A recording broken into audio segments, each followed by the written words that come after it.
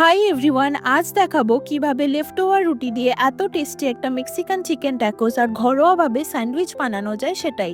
এখানে প্রায় 300 গ্রাম মতো চিকেনের সলিড পিস আছে। প্রত্যেকবার চিকেন আনলে যে সলিড পিসগুলো থাকে সেগুলো আমি এইভাবেই ম্যারিনেট করে রেখে দিই। চিকেনগুলো প্রথমে লেবুর রস, নুন, পরিমাণ মতো হলুদ গুঁড়ো, লঙ্কা গুঁড়ো, ধনে গুঁড়ো, আদা রসুন কাঁচা লঙ্কার পেস্ট, টক দই অল্প পরিমাণে, কাসুরি মেথি, গরম মশলা, সাদা তেল আর মরিচ গুঁড়ো দিয়ে খুব ভালো করে ম্যারিনেট করে কন্টেনারে ফ্রিজে রেখে দেব।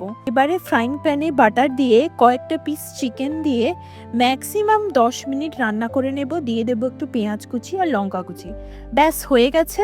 এবারে হালকা করে রুটি আর ব্রেডগুলো সেঁকে নেব।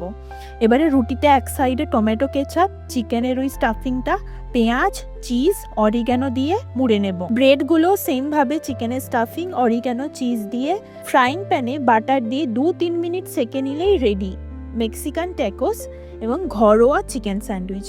ভিডিওটা কেমন লাগলো অবশ্যই কমেন্ট করে জানাবে। আর এটা